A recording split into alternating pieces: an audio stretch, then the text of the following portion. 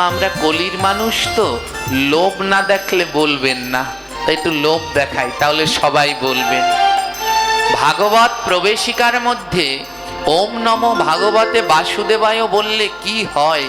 নারায়ণ হলো চার প্রকার। কি কি নারায়ণ? অনিরুদ্ধ নারায়ণ, শঙ্কর্ষণ নারায়ণ, পদ্মনাভ নারায়ণ আর বাসুদেব নারায়ণ।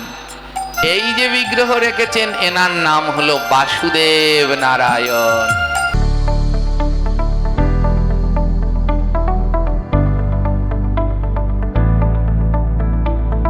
ভাগবতের ভিতরে একটি শ্লোক আছে মা, সেই শ্লোকে ভগবান বললেন যৎ শ্রবণম তৎ কীর্তনম নচেৎ কিঞ্চিৎ ফলপ্রদম। যৎ শ্রবণম, যেমনি শ্রবণ করবে, তৎ কীর্তনম, তেমনি বদনে কীর্তন করবে, নচেৎ, নইলে কিঞ্চিৎ ফলপ্রদম, এইটুকু পুণ্য হবে না। তাই কেউ বদন বন্ধ রাখবেন না, সবাই আমার সাথে সাথে বলবেন। কি বলবেন? ওম নমো ভগবতে। এটা কোনো সাধারণ লাইন নয়। আজ যেই গ্রন্থটি শ্রবণ করার জন্য আমরা বসেছি, এই ভাগবতের মধ্যে 18,000 শ্লোক আছে, আর এই 18,000 শ্লোকের মধ্যে সর্বশ্রেষ্ঠ হলো ওম নমো ভগবতে। এটা একটি বীজ মন্ত্র। এই মন্ত্র নারদ ঋষি ধ্রুব মহারাজকে দিয়েছিলেন। যারা ভাগবত পড়েন তারা জানেন, এই মন্ত্র জপ করতে করতেই ধ্রুব এই যে এখানে রেখেছেন, এনার নাম কি? হ্যাঁ, নারায়ণ। নারায়ণ হলো চার প্রকার। নারায়ণ কয় প্রকার? এই অঞ্চলগুলোতে এটা খুব ভালো, যেখানে ভাগবত হয় এই বিগ্রহ রাখে। নারায়ণ হলো চার প্রকার। কি কি নারায়ণ? অনিরুদ্ধ নারায়ণ, শঙ্কর্ষণ নারায়ণ, পদ্মনাভ নারায়ণ আর বাসুদেব নারায়ণ। এই যে বিগ্রহ রেখেছেন এনার নাম হলো বাসুদেব নারায়ণ। হ্যাঁ, ধ্রুবকে ভগবান যেই রূপে দর্শন দিয়েছেন সেটা হলো এই রূপ। গরুরে উপবিষ্ট ভগবান শঙ্খ চক্র গদা পদ্ম ধারণ করে যে অভয় বাড়ি মুদ্রা প্রদান করছেন, এ হলো বাসুদেব নারায়ণ। তাই ভাগবত পাঠের আসরে এই বাসুদেব নারায়ণকে রাখা হয়। হ্যাঁ, এই ধ্রুব মহারাজ এই মন্ত্র জপ করতেন, ওম নমো ভগবতে বাসুদেবায়। আমরা কলির মানুষ তো, লোভ না দেখলে বলবেন না, তাই একটু লোভ দেখাই, তাহলে সবাই বলবেন। ভাগবত প্রবেশিকার মধ্যে ওম নমো ভাগবতে বাসুদেবায় বললে কি হয়, এর গুণাবলী লেখা আছে। কয়টা গুণ জানেন? 51টা গুণ লেখা আছে। প্রথম গুণটা বলি, বলে প্রথম গুণটা হলো গিয়ে স্মৃতিশক্তি কমে যাচ্ছে। আপনি ভাগবত শুনছেন, মনে রাখতে পারছেন না। বাড়িতে ছোট ছোট বাচ্চারা আছে, পড়াচ্ছেন কিন্তু মনে থাকছে না। প্রতিদিন পাঠ করুন ওম নমো ভগবতে বাসুদেবায়, দেখবেন কেমন স্মৃতিশক্তি বেড়ে যায়। যে কোনো পাঠকই পাঠ করবার আগে 3 বার হলেও বলে ওম নমো ভগবতে বাসুদেবায়। কেন বলে? বলে ওই পাঠের মধ্যে কোনো কিছু যেন সে ভুলে না যায়। এই মন্ত্রের এমন শক্তি, এমন কৃপা রয়েছে যে এই মন্ত্র বললে স্মৃতিশক্তি প্রখর হয়ে যায়, বেড়ে যায়। তাই ভাগবত পাঠের আগে যেমন পাঠকও বলতে হয়, তেমনি শ্রোতাদেরকেও বলে নিতে হয় ওম নমো ভগবতে বাসুদেবায়। যা শুনবেন ভুলবেন না, আজ মিলিয়ে নেবেন সবাই। আরো একটু লোভ দেখাই, আপনার বাড়িতে ঝগড়াঝাটি, কোনো শান্তি নেই, রোগ ব্যাধি, শুধু ঘরের মধ্যে অশান্তি, প্রতিদিন উচ্চস্বরে পাঠ করুন ওম নমো ভগবতে। 1 মাস ঘরের মধ্যে উচ্চস্বরে এই মন্ত্র প্রত্যেকে পাঠ করুন। 1 মাস পরে এসে বলবেন ঘরের মধ্যে অশান্তি আছে না নেই। মিলিয়ে নেবেন ঘরের প্রত্যেকটি সদস্য, 1 মাস এই মন্ত্র পাঠ করুন, দেখবেন সব অশান্তি দূর হয়ে গেছে। এই মন্ত্রে এমন কৃপা। হ্যাঁ, বাড়িতে টাকা পয়সা নেই, টাকা পয়সার জন্য তো আমরা কলির মানুষ দৌড়াদৌড়ি করি। মা লক্ষ্মী এই চারজন নারায়ণের ভিতরে বাসুদেব নারায়ণের সাথে থাকেন। তাই কেউ যদি প্রতিদিন পাঠ করে ওম নমো ভগবতে বাসুদেবায়, মা লক্ষ্মী তার বাড়ি থেকে যায় না। ওই বাড়িতে মা লক্ষ্মী বাধা হয়ে থেকে যায়। আপনার বাড়ি থেকে মা লক্ষ্মী যাবেন, আর মা লক্ষ্মী না গেলে আপনার বাড়িতে অর্থেও টান। প্রতিদিন পাঠ করুন ওম নমো ভগবতে। এবার আরেকটা জিনিস দেখুন, ভাগবত এতে 12 স্কন্ধ, এক একটা স্কন্ধ নিয়ে এক একখানা গ্রন্থ। কারো কাছে যদি রাধা বিনোদ ঠাকুরের ভাগবত থাকে, এই এক খণ্ড এত বড়, 12 খণ্ড, এরকম 12টা বই। ওমা রাধারানী জানেন, আমাদের এই মনুষ্য জন্মে ওই 12 স্কন্ধ 100 জনার ভিতরে 2 জনার পড়া হবে কিনা জানি না। হ্যাঁ, ওই যে রাধা বিনোদ গোস্বামীর লেখা ভাগবত, ওই এ জন্মে পড়ে শেষ করতে পারবো কিনা সন্দেহ। কিন্তু গোবিন্দ জানেন, উনি এক জন্মে এগুলো লিখে গেছেন। এমন সুন্দর অপূর্ব ব্যাখ্যা দিয়েছেন। এই ভাগবতে 12 স্কন্ধ, 18,000 শ্লোক। নারদ বললেন, প্রভু এই কলির মানুষের তো স্বল্প আয়ু, এরা তো অর্থের পিছনে ঘুরবে। ও ভগবান, এরা কি এত বড় গ্রন্থ পাঠ করতে চাইবে?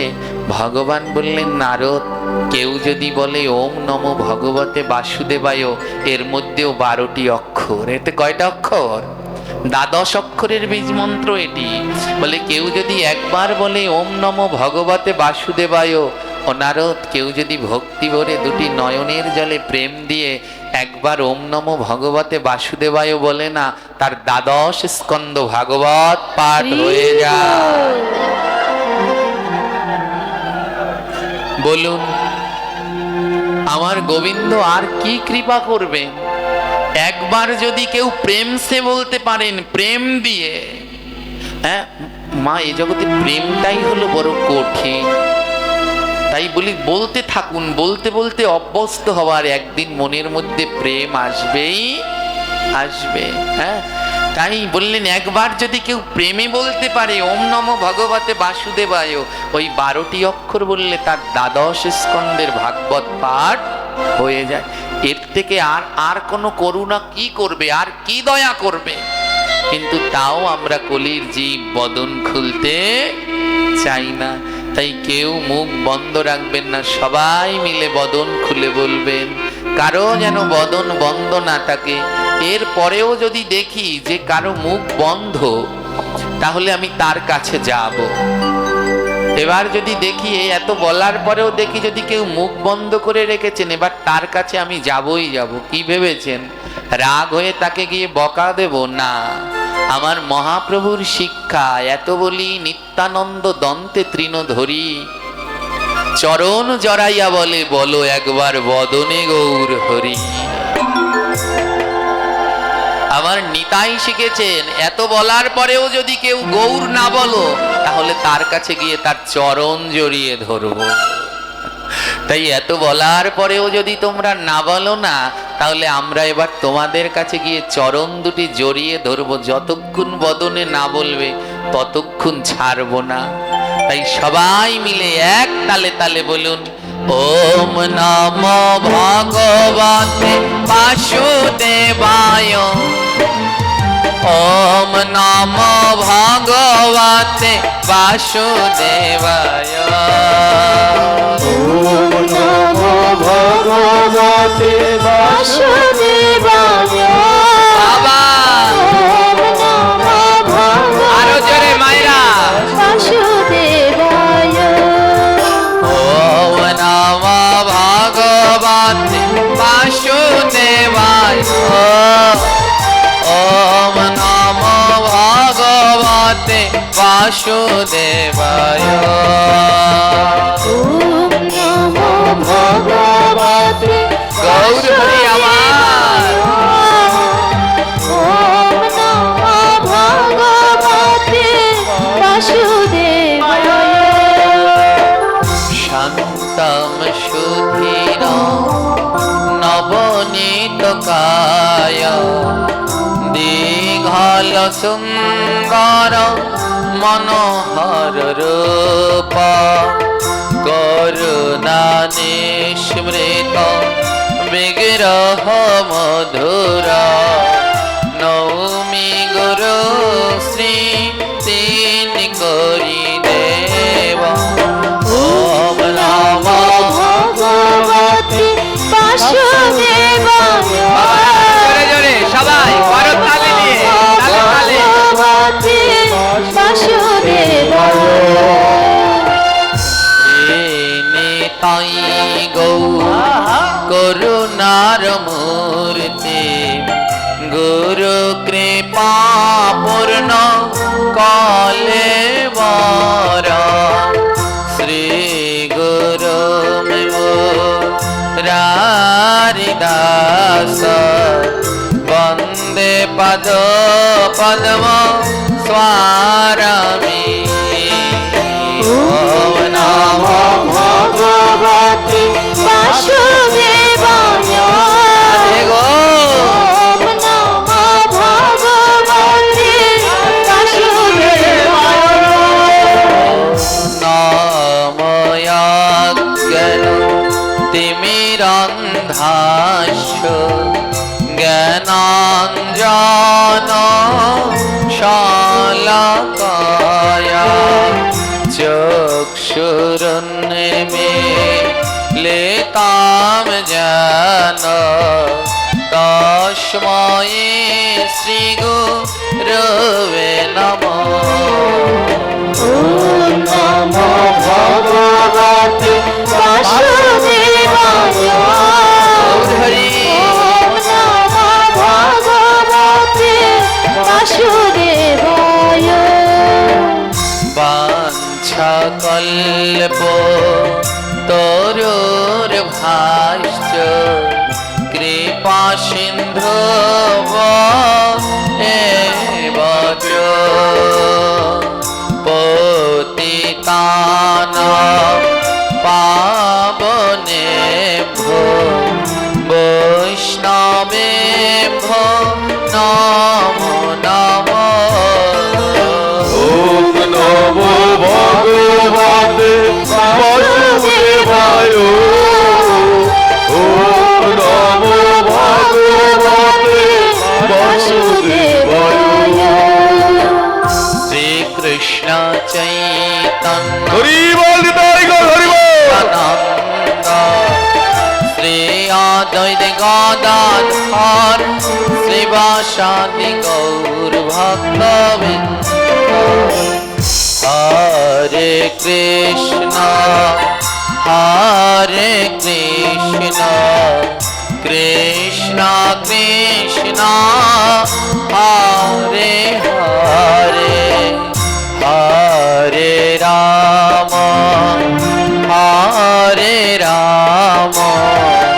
রাম রাম হরে হরে হরে কৃষ্ণ সবাই হরে কৃষ্ণ কৃষ্ণ কৃষ্ণ হরে হরে রাধে হরে রাম হরে রাম রাম রাম হরে হরে হরে কৃষ্ণ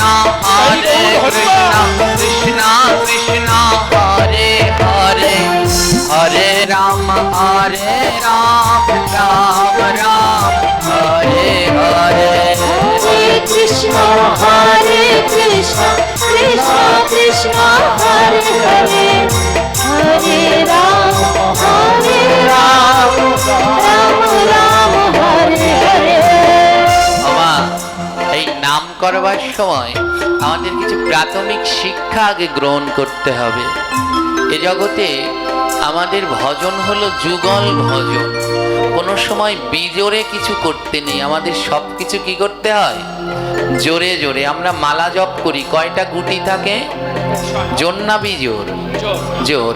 আমরা গীতা পাঠ করি, কয়টা অধ্যায় আছে? জোর না বিজোর? কতগুলো শ্লোক আছে গীতায়? জোর না বিজোর? আমাদের যা কিছু পাবেন সবই জোর, কিন্তু কিছু কিছু জায়গায় আমরা ভুল করি। যেমন আমরা যখন রাধা গোবিন্দের ভোগ দেই, ওই ভোগে ভাজা ভুজি দিতে হয় না, বিভিন্ন প্রকার ভাজা দেয়। কয় পদের ভাজা দেয়? 5 প্রকারের না, কিন্তু 5 প্রকার কেন?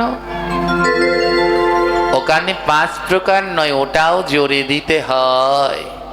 56 ভোগ আর 36 ব্যঞ্জন বিনা তুলসী প্রভু না করে।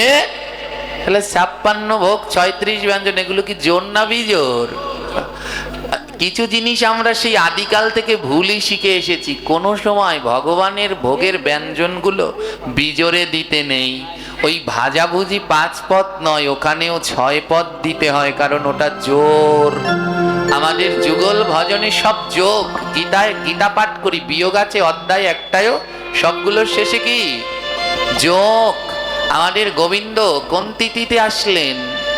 অষ্টমী। কি জোর সংখ্যা না বিজোর সংখ্যা? জোর। তাই সব কিছু জোরে দিতে হয়। তাই কিছু জিনিস আমাদের ভুল রয়েছে, এগুলো সংশোধন হয়ে নিতে হবে। তদ্রূপ আমার বাড়িতে যে বৈষ্ণব সেবার ভিক্ষা নিতে আসে না মাঝে মাঝে ভক্তরা, এবার চাল দেয়, শুধু চাল দেয়। মায়েরা তো বেশি দেয়। বৈষ্ণব সেবার ভিক্ষা নিতে আসলে শুধু চাল দেয়? চালের সাথে কি দেয়? একটা সবজি, আলু, পটল, করলা, বেগুন যা থাকে চালের সাথে একটা দেয়। কেন দেয়? শুধু চাল কেন দেয় না?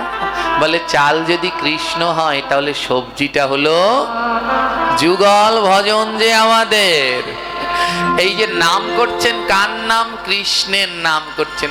এই নামটা কি? গোবিন্দকে দিচ্ছেন। হ্যাঁ, দিচ্ছেন। মালা জপ করেন, মালা জপ।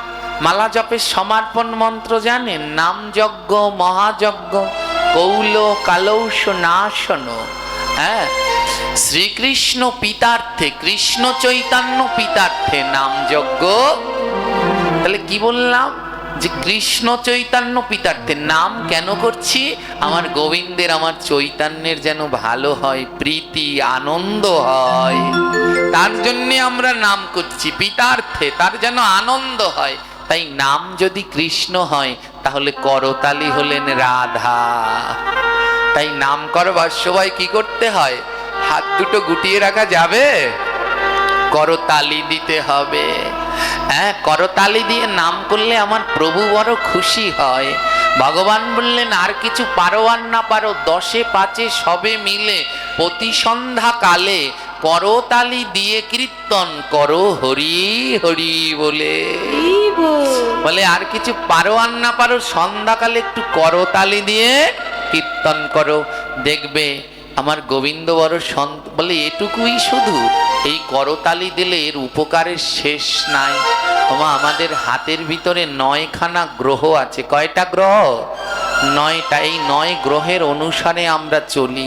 যখন বিপদে পড়ি জ্যোতিষীর কাছে যাই, গুণিনের কাছে যাই, হাত দেখাই। জ্যোতিষী হাত দেখে বলে আপনার বৃহস্পতি খারাপ, তার জন্য আপনার ব্যবসা বাণিজ্য ভালো না, আপনার ব্যবসা বাণিজ্য ভালো হচ্ছে না, টাকা পয়সা থাকছে না, তাহলে আপনার হাতের বৃহস্পতি খারাপ। জ্যোতিষী বললেন একটা পাথর পড়তে হবে। কি নাম? পোকরাজ। আংটি বানিয়ে এই আঙুলে পরবেন। একটা পোকরাজ পাথর কিনতে 1 লাখ টাকা লাগবে। আপনার কারোর সাথে মিলমিশ হচ্ছে না, মেয়ে বিয়ে দিয়েছেন, ঝগড়ার জ্বালায় ও মেয়ে আর থাকতে পারছে না।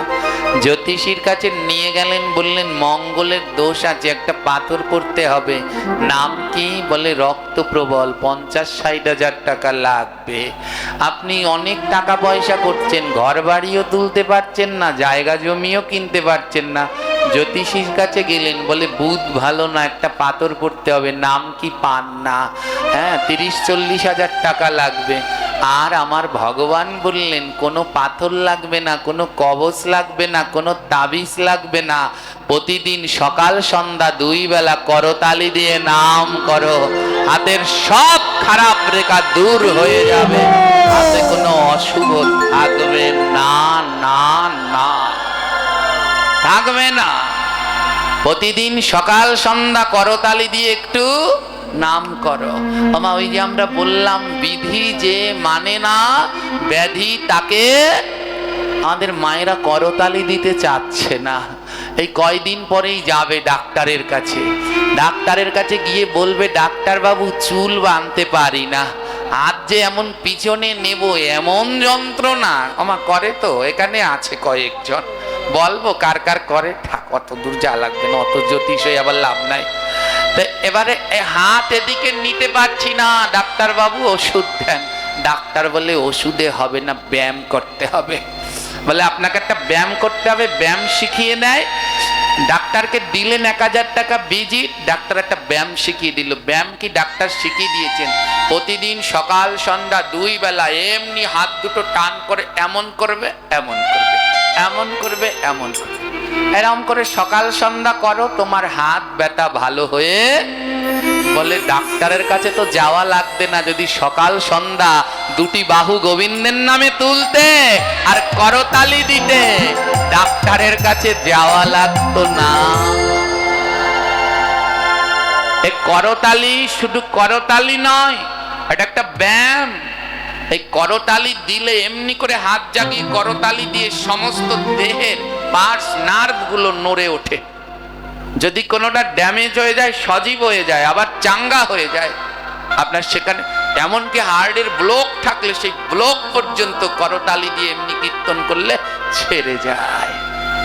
বোঝে, এগুলো সনাতন ধর্মের আদ্য শিক্ষা। কেন বললেন করতালি দিতে? প্রভুর আনন্দ হবে তাই, আমাদের ব্যাধি যাবে তাই। এর জন্য তো বললাম, বিধি যে মানে না ব্যাধি তাকে।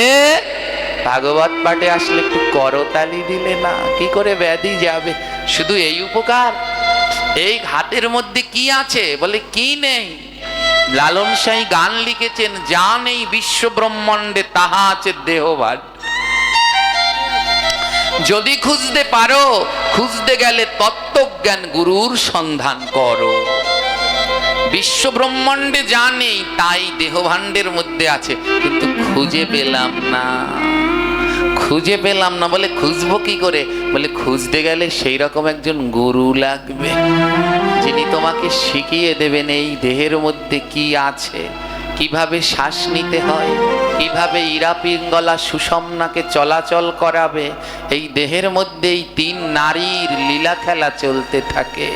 কি করে কোন সময় শ্বাস নেবে, কোন শ্বাসে গোবিন্দ পাবে। এদিকে আমরা যাব না। তো দেখুন এই করের মধ্যে কি আছে জানেন?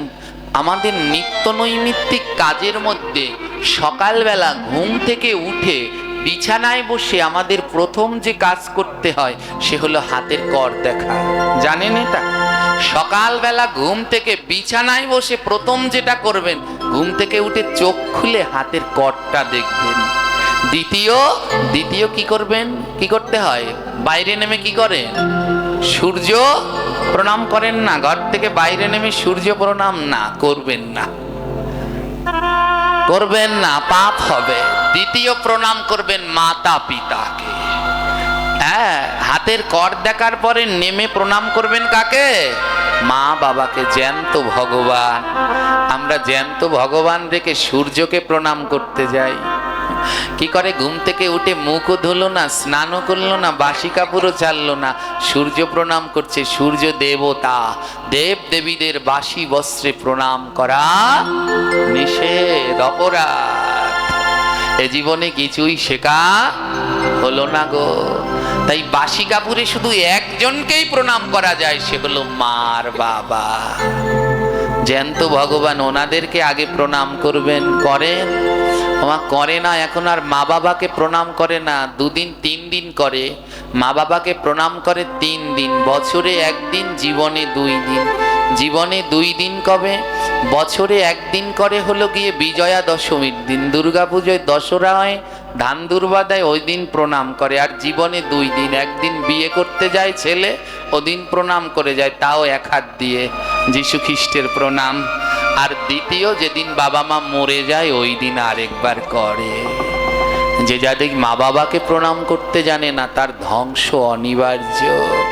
তাই সকালবেলা অবশ্যই মাতা পিতাকে প্রণাম করুন। যাদের মাতা পিতা নেই, মাতা পিতার ফটোতে, ছবিতে, প্রতিকৃতিতে প্রণাম জানান, এ জীবন ধন্য হবে।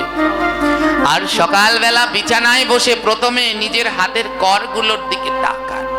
করগুলোর দিকে তাকিয়ে একটা মন্ত্র বলতে হয়।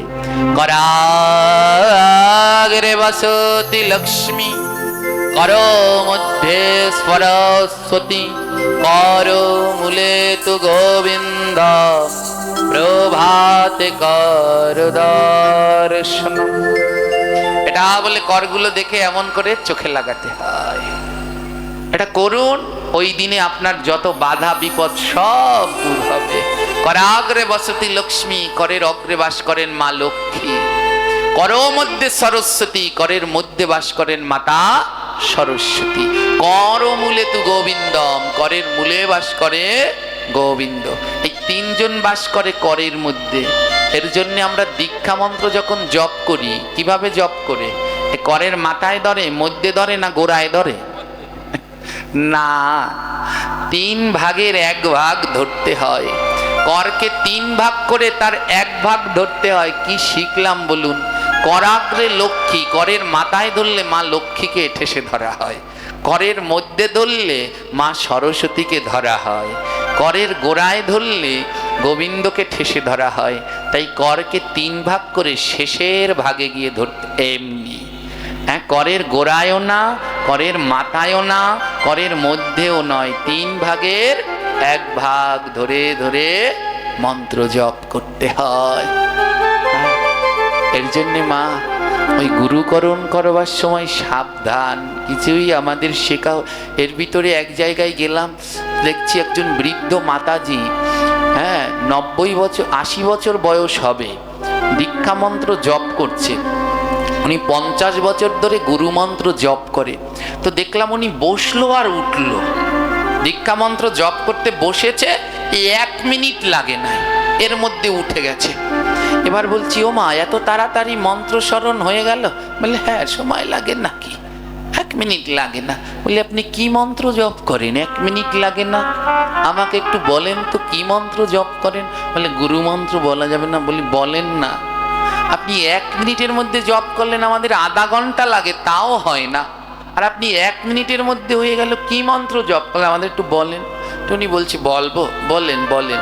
তো উনি আমাকে দেখাচ্ছে, এই যে জপ করছি, 1 2 3 4 5 6 7 8 9 10। ওমা, ওই যে গুরুদেব মন্ত্র দেওয়ার আগে করগোনা শিখিয়েছেন, উনি ভেবেছে 1 2 মনে হয় মন্ত্র। 50 বছর ধরে ওই 1 2 3 4 5 6 10 কর পর্যন্ত গুনে গেছে, আর কোনো মন্ত্র উনি জপ। বলি কি করেছেন আপনার গুরু? এটাই তো আমায় দীক্ষার সময় শিখিয়ে দিয়েছে, আমি তো 1 2 গুনি 10 পর্যন্ত। তো এই হলো আমাদের অবস্থা। তাই এসবগুলো একটু শিক্ষা গ্রহণ করুন। সকালবেলা এই কর দর্শন করার অন্যতম আরো একটি কারণ আছে, যে কথা কখন বলি, একদিন এর জন্য আমার পাঠ করতে ইচ্ছে করে না। এই বলতে বলতে আর কোন সময়ে ভাগবতে যাব। এই করের মধ্যে, এই হাতের মধ্যে 5টা আঙুল। কয়টা আঙুল? এখন বললাম না, যা নেই বিশ্ব ব্রহ্মাণ্ডে তাহা আছে, দেহটাকেই তো চিনতে পারিনি। ভাগবত তো পরের, আগে তো দেহটাকে চিনতে হবে। এই হাতের মধ্যে 5খানা আঙুল। মা, এই 5টা না দিয়ে গোবিন্দ 6টা দিতে পারতেন না? কিন্তু দিলেন কয়টা? আবার 5টা একরকমের দিলেন না, 5টা কয় রকমের? এই 5টা একরকম এক সাইজ করে দিলে আমাদের কাজ করতে একটু সুবিধা হতো। 5টাকে আবার 5 রকম বানিয়েছে। কেন জানেন? এই 5টা আঙুল কি জানেন? ঘরের মধ্যে সবার আগে গোবিন্দ সেবা করারও আগে আরেকজনের সেবা করতে হয়। কার সেবা জানেন? কার সেবা? কৃষ্ণের সেবা করার আগে আগে আরেকজনের সেবা করতে হয়। নিতাই গৌর পঞ্চতত্ত্ব। গৃহের মধ্যে সবার আগে দরকার কি? পঞ্চতত্ত্ব। রাধা কৃষ্ণের ছবি রাখলে হবে না, সবার আগে থাকতে হবে পঞ্চতত্ত্ব। এই যে একটু আসার সময় এক বাড়িতে ভুল দেখলাম, পঞ্চতত্ত্ব থাকবে সবার আগে, উনি প্রথম। কারণ যদি গৌর না আইতো কেমনে হইতো, কেমনে ধরিতাম দে, রাধার মহিমা প্রেম রস সীমা জগতে জানাইতো। যদি ওই গৌর নিতাই পঞ্চতত্ত্ব না আসতো, তাহলে কোনোদিন রাধা কৃষ্ণকে আমরা জানতেও পারতাম না। তাই সবার আগে দরকার পঞ্চতত্ত্ব। পঞ্চতত্ত্ব চেনেন তো? ওই যে সবার ঘরে আছে পঞ্চতত্ত্বের ছবি আছে, পঞ্চতত্ত্ব না থাকলে কিন্তু কোনোদিন কৃষ্ণ পূজা কালী পূজা যা করেন কোনোটা হবে না। ওই যে দেখুন ওইটাই যে ছবি আছে পঞ্চতত্ত্বের, কয়জন আছে ওখানে? 5 জন। কে কে? নিতাই, গৌর, অদ্বৈত, গদাধর, এই 5 জন। ওমা ওই 5 জন কি এক লাইনে দাঁড়িয়ে আছে? দেখুন তো ওই যে ছবি দেখা যায় এক লাইনে দাঁড়ানো 5 জন, 5 আর 5 জন কি এক সাইজের? 5 জন কি 5 রকমের। আমাদের হাতের 5টা আঙুল 5 রকমের। ওই 5 জনের ভিতরে সব থেকে একজন হলো লম্বা। হ্যাঁ, একজন হলো সব থেকে লম্বা। এনার নাম কি? শ্রীকৃষ্ণ চৈতন্য মহাপ্রভু, গৌরাঙ্গ মহাপ্রভু। এই যিনি লম্বা, ইনি কোন দিকে থাকে? সবার শেষে না কোনায়? জোরে বলবে। মাঝখানে। আর আমাদের হাতের 5 আঙুলের সব থেকে লম্বা জন কোথায়? মাঝখানে।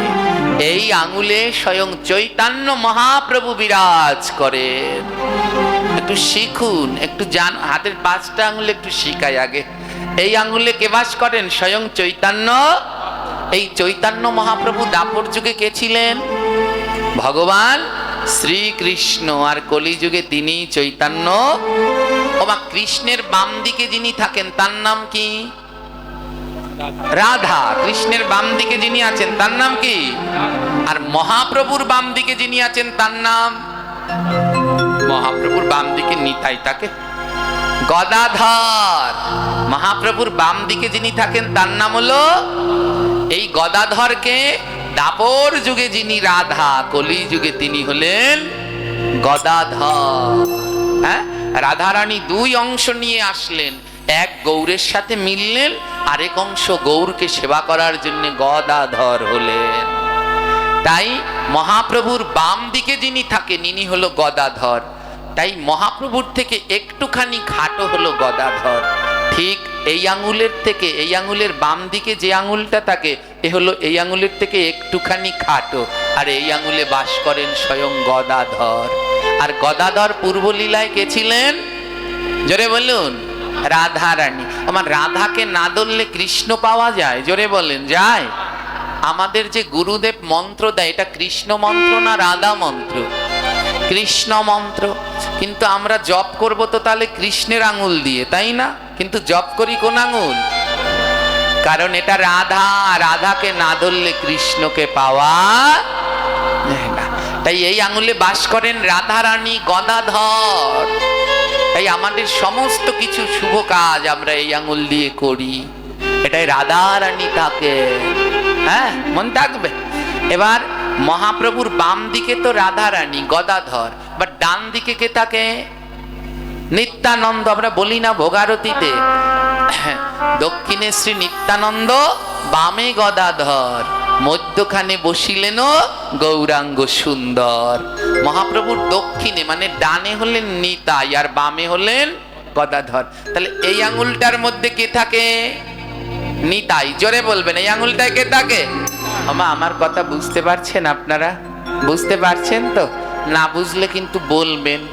হ্যাঁ, বলবেন আমার শরীরটা ভালো না, কিন্তু তারপরেও আমি পাঠ করছি, যদি দেখি একটু কেউ বোঝে। তো এই আঙুলটার মধ্যে কে বাস করেন? জোরে বলবেন। নিতাই। আমার নিতাইকে, নিতাই হলেন গুরু। নিতাইকে আপনার গুরু, আমার গুরু, সব গুরুই হলো নিত্যানন্দের অংশ। আমরা কীর্তনের ভিতরে কি গাই?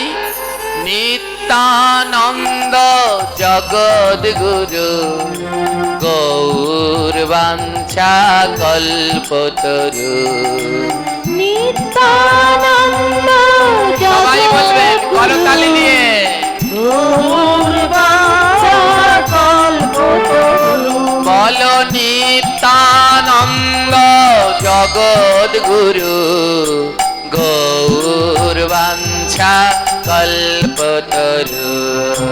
নিত্যানন্দ জগদ্গুরু গৌর বাঞ্ছা কল্পতরু। পণ্ডিত গদাধর আর শ্রীমান, পণ্ডিত গদাধর আর শ্রীমান, পণ্ডিত গদাধর আর শ্রীবাস পণ্ডিত গদাধর আর শ্রীবাস অদ্বৈত মোর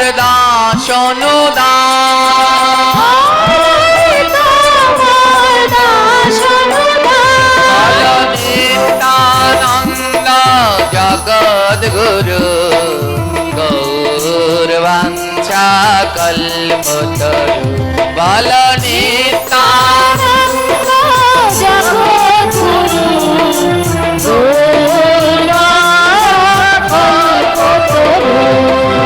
নিত্যানন্দ হলেন গুরু। আর গুরুর কাজ কি? গুরুর কাজ হলো দুইটি। এক হলো শিষ্যকে পথ দেখাবে।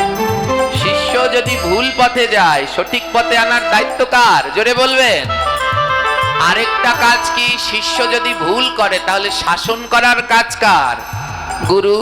গুরু শাসন করবে, এটা তোমার ঠিক হয়নি, ঠিক হয়নি। এটা হলো গুরুর কাজ। কয়টা কাজ? জোরে বলেন। প্রথমটা কি? এক নাম্বারটা কি বললাম? শিষ্যকে পথ দেখাবে। আর দ্বিতীয়টা হলো যদি ভুল করে তাহলে শাসন করাবে। বাবা, এই মন্দিরটাকে কি মন্দির বলে? না, এই জায়গাটার নাম কি? কালীবাড়ি। হ্যাঁ, কালীবাড়ি। এবার ওই রাস্তার মাথায় এসে আপনি যদি কাউকে জিজ্ঞেস করেন, বাবা কালীবাড়ি কোন দিক, এই আঙ্গুল দিয়ে দেখাবে এই দিক। দেখায়? কোন আঙ্গুল দিয়ে দেখাবে? এই আঙ্গুল দিয়ে কেন দেখায়? কারণ এই নিত্যানন্দ গুরু, গুরুর কাজ হলো পথ দেখানো। গুরুর কাজ কি? এই আঙ্গুল দিয়ে দেখাবে না, এই আঙ্গুল দিয়ে দেখাবে না, এই আঙ্গুল দিয়ে দেখাবে। ইনি গুরু নিত্যানন্দ, পথ দেখায়। তাই ওখানে এসে কাউকে বললে কালীবাড়ি কোথায়, এই আঙ্গুল দিয়ে এই দিকে কালীবাড়ি। ইনি পথ দেখাচ্ছে। গুরুর আর একটা কাজ কি? একটা তো পথ দেখায়, আরেকটা কাজ কি? ভুল করলে শাসন করে। আমরা যদি ভুল করি তখন শাসন করে কোন আঙ্গুল দিয়ে? এই কাজটা একদম ঠিক করনি, শাসন করছে। ইনি হলেন গুরু নিতাই। তাই পথ দেখায় আবার শাসনও করে। মনে থাকবে এই আঙ্গুলগুলো ভগবান একটা এক এক রকম করেছে, প্রত্যেকটার কারণ আছে। হ্যাঁ, কারণ আছে মা। এই আঙ্গুলটাকে কি আঙ্গুল বলে? জোরে বলো। বুড়া আঙ্গুল। আমরা বাংলা ভাষায় বলি কি আঙ্গুল? বুড়া আঙ্গুল। ওই 5 জনের ভিতরে দেখুন একজন বুড়া আছে, আছে না নেই? সে কার পাশে দাঁড়িয়ে আছে? ওই বুড়া নিতাইয়ের পাশে। এই নিতাই এর পাশে দাঁড়িয়ে আছে এই বুড়া। এই বুড়াকে শান্তিপুরের বুড়া ঠাকুর আনিল যে প্রেম প্রচুর।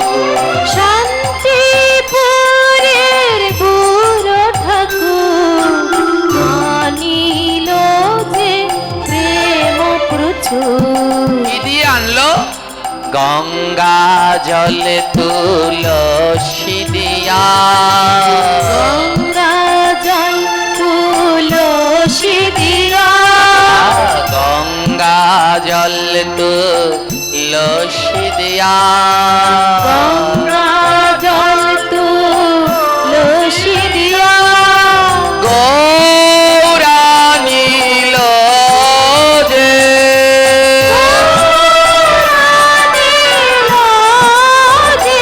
বলো নিত্যানন্দ জগদ্গুরু গৌরবাঞ্ছা কল্পতরু। সবাই বলো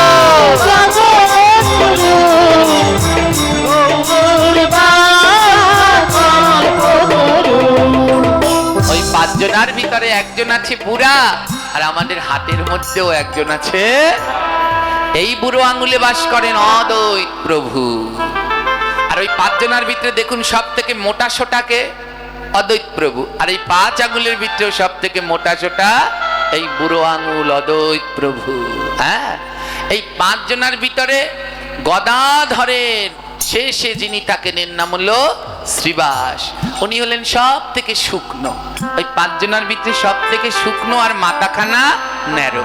আর আমাদের হাতের সর্বশেষ এই আঙুলটাও কি সব থেকে শুকনো, আর দূর থেকে দেখলে মনে হয় একের ন্যাড়া মাথা। এই হলো হাতের 5টি আঙুল, যাতে পঞ্চতত্ত্ব বিরাজ করে। কিন্তু দুঃখ হলো এগুলো আর আমাদের জানা। তাহলে এই বুড়ো আঙুলটায় কে বাস করেন? জোরে বলো। অদ্বৈত প্রভু। বা এই আঙুলটায় কে বাস করেন? বাবা, এই আঙুল দিয়ে যদি আমরা পাপ করি তাহলে সেই পাপ নিত্যানন্দ বাস করে। তাহলে সে মহাপাপ হয় না? হয় না? জোরে বলেন। হয় না? হয় না? এটাই নিতাই বাস করে। এই আঙুল দিয়ে পাপ করলে সেই পাপ হয়ে যাবে মহা। তাই মহাজন বললেন, তাদের গতি কি বা হবে? তাদের গতি কি বা হবে? বলো, তাদের গতি কি বা হবে? তাদের গতি কি বা হবে? যারা চুন দিয়ে পান খায় তাদের গতি কি বা হবে? যারা চুন দিয়ে পান খায় তাদের গতি কি বা হবে? বুঝতে পারছেন? কিছু বুঝতে পারছেন? না পারি না। এই আঙুলের নিতাই বাস করছে। বলে তাদের গতি কি হবে? বলে কাদের? বলে যারা চুন দিয়ে পান খায়। আমার চুন খেতে, পান খেতে হলে চুন লাগায়। আর কোন আঙুলে লাগায়? একটু পরপর জিভ দিয়ে চাটছে। তাহলে এই আঙুলে যদি নিতাই থাকে তাহলে বারবার তাকে এটো করে দিচ্ছে। তাহলে বলছে তাদের গতি কি হবে? চুন খাওয়া ভালো? যারা বলো ভালো। চুন খেতে খেতে, পান খেতে খেতে মুখ ঘা হয়ে যায়, আর কিছু খেতে পারে না। এগুলো নেশা। আমার গোবিন্দের ভোগে পান লাগে না? লাগে না? জোরে বলে। সেই পানের মধ্যে কি চুন দেয়, জর্দা দেয়, কি দেয়? কর্পূর দেয়, লবঙ্গ দেয়। পানের সাথে কর্পূর আর লবঙ্গ দিয়ে খান, ঔষধ, আপনার গলা সেরে যাবে। লবঙ্গ আর কর্পূর দিয়ে পান খান, আপনার গলা সেরে যাবে, সর্দি কাশ সব ভালো হয়ে যাবে। পান একটা পরম ঔষধ। কিন্তু সেই পানের সাথে যখন চুন আর জর্দা মিশায় তখন পান কি হয়ে যায়? বিষ হয়ে যায়। তাই এগুলো খাওয়া যাবে? জোরে বলো। মায়েরা যারা যারা খাচ্ছে, কি সুন্দর ভগবান দাঁত দিয়েছে, দেখলে মুক্তোর মতো লাগে। পান খেতে খেতে সেই দাঁতকে তরমুজের আঠি বানিয়ে ফেলছে। হ্যাঁ, হাসবেন দেখে সবাই প্রাণ যাবে মুগ্ধ হয়ে। এই জীবনে আর কিছু থাকবে না, শুধু হাসিটুকুই থাকবে। সেই দাঁতগুলো রাখবেন ফর্সা। এমন পান খায় রে বাবা, দাঁত তো সাদা দূরের কথা, তরমুজের আড়ি হয়ে গেছে। হ্যাঁ, তো চুন খাবেন না, জর্দা খাবেন না। এগুলো খেলে শরীরের জন্য ক্ষতি, আবার ধর্মের জন্যেও ক্ষতি। তো এই আঙুল দিয়ে চুন খায়, তাই বলে তাদের গতি কি হবে? এই আঙুলে কে বাস করেন? এই মধ্যেটায় জোরে বলে মহাপ্রভু চৈতন্য। এই আঙুলটাই দিয়ে যদি পাপ করে তাহলে তার গতি কি হবে? চিন্তা করেন। তা মহা এর জন্য পদগাত্তা গাইলেন, তাদের গতি কি বা হবে? তাদের গতি কি বা হবে? বলো, তাদের গতি কি বা হবে? তাদের গতি কি বা হবে? যারা বিড়ি আর সিগারেট খায় তাদের গতি কি বা হবে? যারা বিড়ি আর সিগারেট খায় তাদের গতি কি বা হবে? এই আঙ্গুলে যদি নিতাই, এই আঙ্গুলে যদি গৌর, তাহলে যারা বিড়ি আর সিগারেট খায় কোন আঙুল লাগে? বলে তাদের গতি কি হবে? বিড়ি সিগারেট খেলে দেহটা নষ্ট হয়ে যায়, যায় কি না? ওই বিড়ি সিগারেটের গায়ে ছবি এঁকে দিয়েছে না, খেলে কি হয়? তারপরেও আমরা খাই। সরকার প্রতি বছর কিছুর উপরে ট্যাক্স ভ্যাট বাড়াক আর না বাড়াক, বিড়ি আর সিগারেট জর্দার উপরে বাড়াবে। তারপরেও ওই কপাল কেনবো। হ্যাঁ, কেউ মদ বেচে দুধ খায়, আর কেউ দুধ বেচে, আমরা হলাম দুধ বেচে মদ খাওয়ার দল। খাবেন না বাবা, ওগুলো খেলে পরে শরীরের জন্য ক্ষতি, আর ধর্মের জন্যেও ক্ষতি। হ্যাঁ, ঔষধে কাজ করবেন না। এখন তো খাচ্ছেন, এখানে কে কে খাচ্ছেন বলে দিতে পারবো, দেখা লাগবে না, মুখ দেখে বলে দেবো কে কে সিগারেট খাচ্ছেন আর বিড়ি খাচ্ছেন। এখন তো খাচ্ছেন, কিন্তু একটা সময় আসবে আপনাকেও বার্ধক্য জনিতে যেতে হবে। আর এই সংসার বড় মায়াবী, যখন শরীরে রথ থাকবে না, এই ছেলে মেয়ে পুত্র স্বজন কেউ সেদিন ফিরেও তাকাবে না। সেদিন হাজার ঔষধ খেলেও ওই নেশা করেছেন তো আর ঔষধে কোনো কাজ হবে না। তাই আগে থাকতে এই নেশাগুলো পরিত্যাগ করুন, যেন কারো বোঝা না হওয়া লাগে। যেই কয়দিন বাঁচি যেন সুস্থ সবল থেকে পৃথিবী থেকে বিদায় নিতে পারি, এটা হোক সবার কামনা। তাই বাদ দিন জর্দা, বাদ দিন বিরিয়ার, সিগারেট, সুন্দর একটা শরীর নিয়ে শেষ দিন পর্যন্ত যেন থাকতে পারি, যেন কোনো ওই ব্যাধি হয়ে বিছনায় পড়ে না ভুগি। মৃত্যু যদি হয় যেন এই ভক্তের চরণের কাছে বসে হয়। ও প্রভু, বিছনায় বসে যেন ভুগি না, শেষ দিন পর্যন্ত যেন তোমার সাধু সঙ্গে যেতে পারি, সেই শক্তি সামর্থ্য আমায় দিও, সেই শক্তি সামর্থ্য দিও। তাই যারা এগুলো খান, এই অদম সন্তান চরণ ধরে বলছি, এগুলো ছেড়ে দিন, এগুলো ছেড়ে দিন। সংকল্প নিন মনের ভিতরে, এগুলো খাবো না, এই নেশাগুলোকে ত্যাগ করবো। আছে তোমার এই ভাগবত পাঠ কি? চেতনা। এই ভাগবতে 3টি অক্ষর, ভ গ ব ত। ভতে ভক্তি, গতে জ্ঞান, বতে বৈরাগ্য, আর ততে ত্যাগ। এই ভাগবত পাঠ সেদিনই সার্থক হবে যেদিন ত্যাগ করতে পারবেন। আজ ভাগবত পাঠ শুনে যদি মনের মধ্যে ইচ্ছে জাগে, না আর আমি জর্দা খাবো না, আজই ত্যাগ করে দেবো, না আর আমি সিগারেট বিড়ি খাবো না, আজ ত্যাগ করব, তাহলে আপনার ভাগবত শোনা সার্থক। আছেন একজন কেউকে পাওয়া যাবে যে বলবেন আর খাবো না? হাত তুলুন, থাকলে একজন। ওই একজন বাবাকে পেয়েছি, 2জন পেয়েছি। হ্যাঁ, হাত তুলে দিন প্রভুর নামে যে আর ওর নেশা খাবো না। এই ক্যামেরাম্যানরা একজন তুললো নাকি? হ্যাঁ, তুলে দিন। যারা মায়েদের মধ্যে 2-1জন একটু জর্দা ছাড়ুন, তুলে দিন। আমার কি নিয়ে যাব? গোবিন্দের কাছে কি বলবো? আমরা যারা পাঠ করি এদের নাম কি জানেন? যারা শিক্ষকতা করে, ছেলে মেয়েদের পড়ায়, এদের নাম কি? জোরে বলবে। যারা রোগী দেখে এদেরকে কি বলে? চিকিৎসক, ডাক্তার, চিকিৎসক। আর যারা পাঠ করে এদেরকে কি বলে?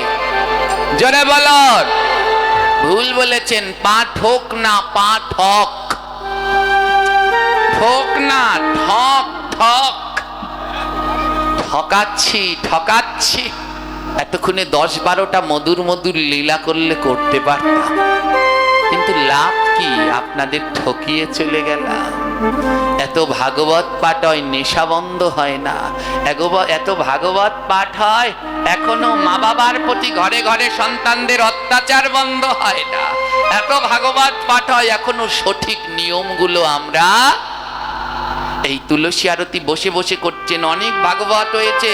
যদি আগে কেউ বলতো, আমার দৃঢ় বিশ্বাস আপনাদের দেখে মনে হচ্ছে যে আপনারা দাঁড়িয়ে করতেন। আপনারা, আপনাদের এমন ভক্তি, আমার ভক্তি দেখলে বদনের দিন, নয়নের দিকে তাকালেই বোঝা যায় এর হৃদয়ে কি আছে নেই। তুলসীদাস বলেছেন, 2 মেলে তো 64 খেলে, 9 কোর প্রেমানন্দে হরি হরি বলে। এক ভক্ত আরেক ভক্তকে চিনতে বেশি সময় লাগে না। 2 মেলে, এর 2 চোখ ওর 2 চোখ, যেই না তাকিয়েছে 64 খেলে। এর 32 দাঁত, এর 32 দাঁত, 64 খেলে উঠছে। আর ভক্ত দেখলেন দেহের মধ্যে 9 কোর, 9 লক্ষ লোমকূপ আছে, দেখলেই খাড়া হয়ে যায়। তাই চিনতে বেশি সময় লাগে না, লাগে না। আমরা যারা পাঠ করি এর জন্য গোবিন্দ পাঠের নামের শেষে দিয়েছে পাঠক, বলে ঠকিও না, এদেরকে কিছু শিখাও। আজ এখান থেকে যদি 5 জনকেও আমি বের করতে পারি, না আর বিড়ি সিগারেট খাবে না, না আর জর্দা খাবে না, চুন খাবে না, তাহলে আমার ভাগবত পাঠ সার্থক। আর যদি আজ আমি ওই লীলা বলে চলে যাই, কিছুই শিখলাম না, কোনো পরিবর্তন হলো না, তাহলে আর এই ভাগবত পাঠ দিয়ে কোনো লাভ হবে না মা। তাই আসুন এখান থেকে কয়েকজন অন্তত হাত তুলুন। আর যারা যারা হাত তুলবেন এই অদম সন্তান আপনাদের চরণের দাস হবে। আজ দাস হয়ে থাকবো আপনাদের চরণে। যারা যারা 2টি হাত তুলেছেন, কথা দিয়েছেন যে আর সিগারেট বিড়ি খাবেন না, আমার একটা অনুরোধ, পাঠ শেষে আপনাদের চরণে একটা প্রণাম করার সুযোগ দেবেন। এই অদম আপনাদের একটা প্রণাম করতে যায়। কারা কারা খাবেন না আরেকটা বার হাত তুলুন তো। আজই নেশাটা ছেড়ে দেব। ও মায়েরা, এদের নামে একটা সবাই মিলে ধ্বনি দেব, জয় নিতাই গৌর প্রেমানন্দ।